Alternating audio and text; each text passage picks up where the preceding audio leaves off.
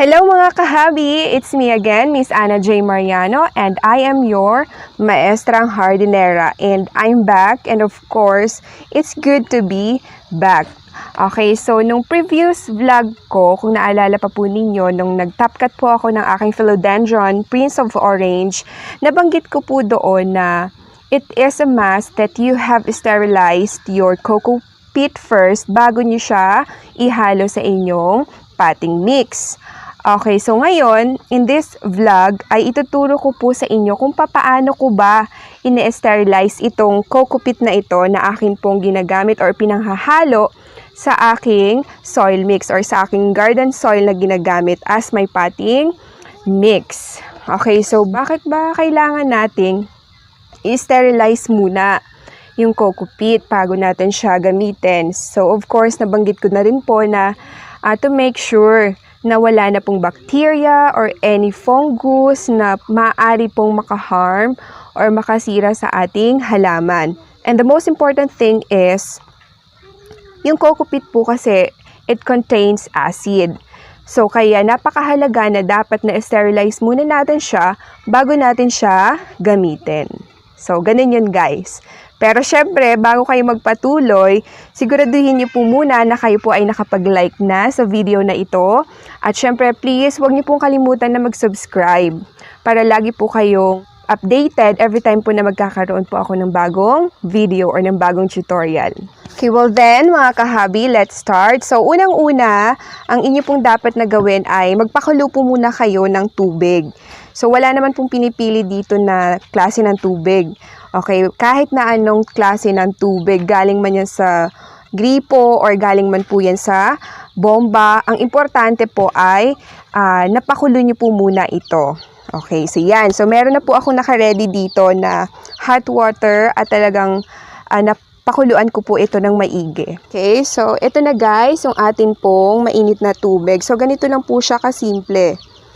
So, ibubuhos nyo lang po yan dito. So, ingat lang po dahil syempre, kakaahon ko lang po ito. Yan. So, mainit na mainit po yan. Yan. Ganyan lang po mga kahobby. And then, after doing that process, our first process, hahaluin mo lang po ito.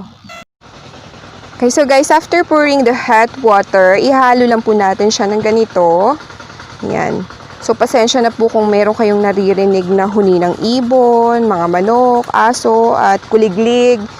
Dahil po yan sa ang amin pong ambience, ang amin pong paligid ay talagang bukid na bukid po, mga kahobby. So, yan. Ganito lang po. Yan. So, ganyan. Halo lang po.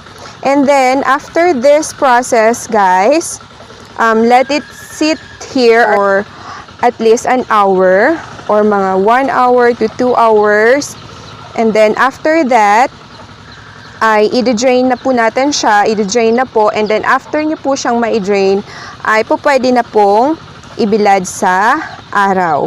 Or pwede na pong painitan para matuyo ulit. Yun guys, ganun lang siya kadali. So, after na po ninyo siyang maibabad ng 1 hour to 2 hours, okay, i-drain nyo po muna siya. And then, after draining, ay ibilad nyo na po siya sa araw para po matuyo siya. And then, ready na po siyang gamitin or ready na po siyang ipanghalo sa inyo pong soil na gagamitin for your potting mix or para sa inyong soil mix, para sa inyong mga halaman. Okay. So, kung hindi naman po kayo nagmamadali, meron pa pong isang way ng pag-sterilize po ng inyong COCO PEAT. So, ito po kasi yung pinaka mas mabilis na process para hindi na po natin siya kailangang ibilad ng matagal sa araw. So, ang isang process pa po guys ay, okay, lagyan nyo po siya ng tubig and then, kailangan maraming tubig po and then, ibilad nyo po siya sa araw ng let's say mga 5 hours, yung hitik na hitik po na init para sigurado pong mamatay yung mga bacteria or yung mga fungus. So yun, kung hindi po kayo nagmamadali. So since sa akin kasi kailangan ko na siyang madaliin dahil magre-repat po ako ng mga plants ko na nakikita ko po na hindi na enough yung nutrients ng soil.